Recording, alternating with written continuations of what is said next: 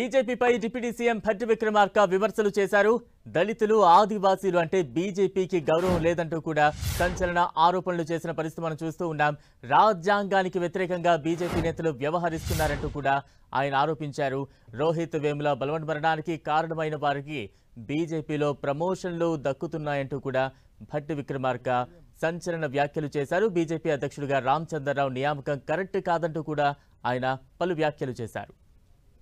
అక్కడ ఉన్నటువంటి స్థానిక ఎమ్మెల్సీ రామచంద్రరావు గారి ద్వారా ఒత్తిడి చేపించి చివరికి రోహిత్ వేములతో పాటు ఒక 4-5 స్టూడెంట్స్ని రస్టిగేట్ చేయటం వల్ల అతను వేరే మార్గం లేక తప్పనిసరి పరిస్థితిలో ఆత్మహత్య చేసుకున్నటువంటి పరిస్థితి మనందరికీ తెలిసినటువంటి విషయం.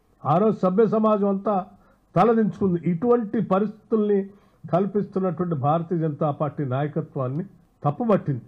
శ్రీ రాహుల్ గాంధీ గారు ప్రత్యేకంగా వచ్చి అక్కడ ఉన్నటువంటి అన్ని అసోసియేషన్ సంబంధించిన విద్యార్థులందరినీ కలిసి రోహిత్ వేముల గారి తల్లి గారిని కూడా కలిసి ఇటువంటి సంఘటనలు ఈ స్వతంత్ర భారతదేశంలో జరగటం మనందరికీ తలదించుకునేటువంటి అవమానకరమైన పరిస్థితి. ఇటువంటి పరిస్థితులు ఉత్పన్నం కావద్దని చెప్పి దానికి కారణం వాళ్ళైనటువంటి వ్యక్తులపైన చర్యలు తీసుకోవాలని, అట్లాగే భవిష్యత్తులో ఇటువంటి సంఘటనలు పునరావృతం కాకుండా ఉండాలని రోహిత్ వేముల సంబంధించినటువంటి చట్టాన్ని కూడా తీసుకొని రావాలని చెప్పి ఆయన ఒక పిలిపిచ్చి దేశంలో ఉన్నటువంటి దళిత గిరిజనులందరికీ కూడా ముఖ్యంగా సమాజం అంతా సమానత్వంతో ఉండాలని కోరుకునే వాళ్ళందరికీ ఒక నమ్మకాన్ని, ఒక హోప్ని భారతదేశంలో కల్పించాడు.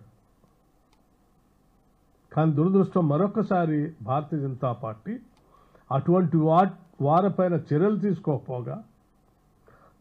తీసుకోకపోగా అలా ఇబ్బంది పెట్టేటువంటి వ్యక్తులకి భారతదేశంలో మంచి ఉన్నతమైనటువంటి పదవులు ఇస్తామని చెప్పి ఈరోజు రామచంద్రరావు గారిని తెలంగాణ రాష్ట్రానికి భారతీయ జనతా పార్టీ అధ్యక్షుడిగా నియమించటం, ఆ సుశీల్ కుమార్ అనేటువంటి ఆ ఏబీవీపీ నాయకుడిని ఇక్కడ తీసుకొచ్చి అసిస్టెంట్ ప్రొఫెసర్గా నియమించటం అంటే మీరు ఎవరెవరైతే దళితులు గిరిజనులు ఇబ్బందులు పెడతారో టార్గెట్ చేసి వాళ్ళు మరణించి అంచుల దాకా తీసుకెళ్తారో వాళ్ళందరికీ మేము ప్రమోషన్లు ఇస్తాము, లేకపోతే బాధ్యతలు ఇస్తాం, పదవులు ఇస్తామని చెప్పే విధంగా మీరు చేసినటువంటి సంఘటనలు మేము భయపడుతున్నట్టుగానే ఈ భారతదేశంలో దళిత గిరిజనులు భయపడుతున్నట్టుగానే మరొకసారి ఆ భయాన్ని వాస్తవమని మీరు నిరూపించినట్టే.